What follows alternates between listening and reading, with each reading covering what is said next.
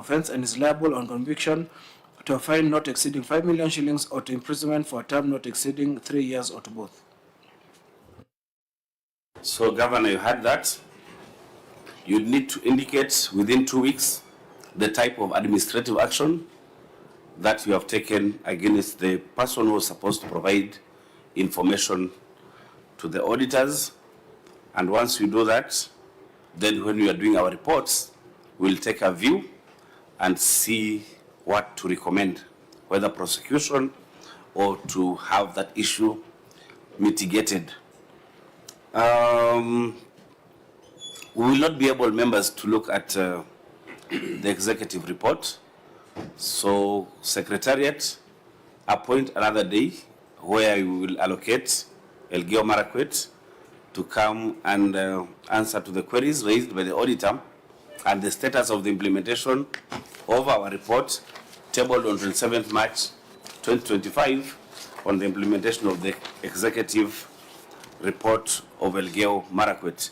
Members, because we've not done the two reports, we might not need to do closing remarks. However, I will give the governor. Yeah, can I say something as you rule? Maybe I can request also the OAG to give us latest update on some of these projects so that when we come back, if I know they are doing for this financial year, if they can check some of these projects so that by the time the county executive is appearing again, we can be able to, if they can sample, because Chair, there is a good schedule that has been provided in their own certificate. If they can sample a number of these projects from Kabiemit Ward, where Mheshimiwa Barsulai comes from, solar equipping Sukutek water project, you know, Chair, Soy Ward, Iten Referral Hospital, if they can sample as per their schedule, it will assist us to make progress. But also, in Chair, maybe as we do the county visit, we should schedule Elgeyo Marakwet as our priority county to visit, because we have never visited. We only visited under your guidance Uasin Gishu County. And you know, Uasin Gishu, Nandi, Elgeyo Marakwet, Trans Nzoia is almost in the same area. So if we can plan to do Nandi, Trans Nzoia, and Elgeyo Marakwet, it will be very prudent to visit some of these projects. I yield, Chair. Okay, Auditor, you wanted to say something?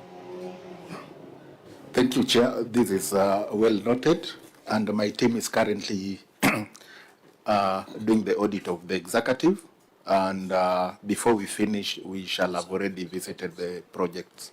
Okay, and if there are any prior issues, make sure that we enlist all of them in the certificate so that no issue gets lost along the way for the current report, 2025-2026. Governor, just your closing remarks. Chairman, yes, before the Governor comes in. Yes, yes. The auditor had earlier requested whether we can be able to get a project implementation status report. It will be on that basis that they will be able to carry out a field inspection to confirm what the county has provided. And that can also be given by the county. Thank you, Patrick. I'm imagining that's what you need to do. That for every particular, yes, and in fact, Chair, that had been the report from the Auditor General, that they had asked for that status of the project implementation, so that, Governor, when they come to the ground, they're actually checking it against something that you provided, but you didn't provide it according to them. And Chair, the only advice I want is that that meeting that we reschedule has to happen after the status report has been given and when the auditor has actually had opportunity to look at those things. Look at the projects on the ground, that is what. Yeah, so I'm imagining that there will be a schedule of project, maybe the amount, the cost of the project, when it started, amount spent, you know, status of implementation, maybe 50%, 60%, you know, that project given to that schedule, given to the auditors and a copy to our secretariat, so that then you can use it to write our report. Governor, your closing remarks. Thank you so much, Chair. I want to take this opportunity. So maybe let me just put, can you put that in 14 days? Can you give that? Chair, I want to confirm that already the only challenge that we had is that the auditor said it came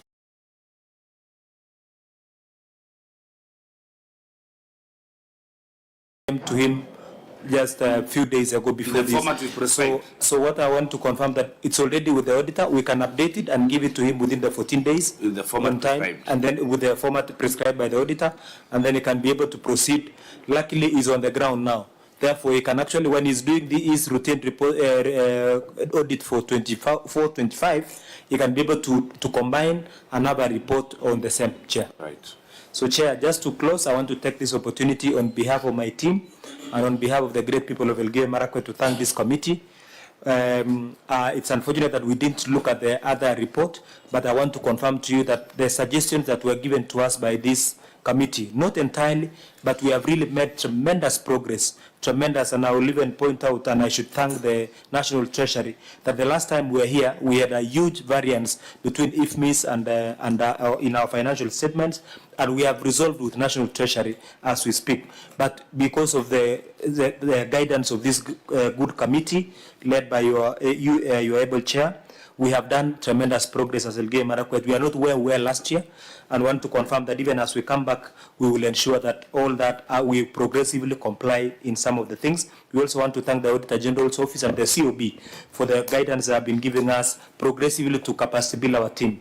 Lastly, Chair, there is an exercise we undertook together, and when I came in this committee previously, and Senator Sivuna and the entire committee remember me passionately appealing to you that small counties are really going to be closed anytime.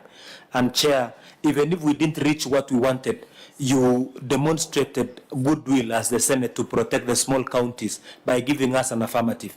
On behalf of my colleagues, because I was also a chair of the small counties governors, on behalf of my colleagues from the 11 small counties, Chair, I want to offer our sincere gratitude, and you should also extend it to the Senate, the entire Senate, and also the Speaker of the Senate, that it is in the spirit of protection of counties that you acted in that way to support the small counties. We want to request that you continue supporting us, continue capacity building counties, and anytime we face a challenge, including the challenge that we have now on RMLF, I want to request that if continue standing your ground to ensure that counties still get these monies. I will tell you that there roads that we maintain as counties, I maintain 70% of the roads, all feeder roads in the county.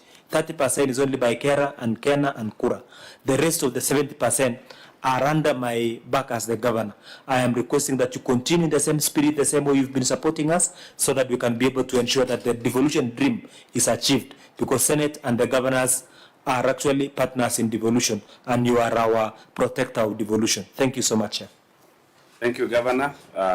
For the 7 years I've been around, or 8 or so, we've been very firm in our resolve to support devolution. And we lobbied our colleagues so that they can give us an affirmative fund. I've always insisted, I'm part of the senators who come from small counties, that money, we wish it can be used for only development expenditure. I don't know how, as governor, you will ring-fence that money to just do projects and maybe get one flagship project, so that when you come to Elgeyo Marakwet, we can be proud as senators, and we can be proud as you, as the chair of the governors who are fighting for that affirmative action, so that we can tell our senators, the likes of Senator of Nairobi, Sifuna, who are gracious enough to give us that opportunity to get some small fund in the next 5 years as affirmative fund.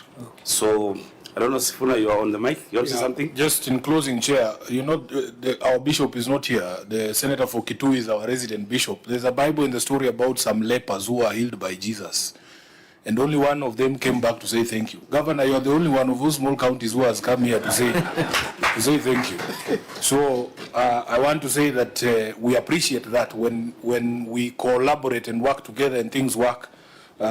We feel that we have struck a blow for the basket of devolution. We will always, because we took an oath to do this work.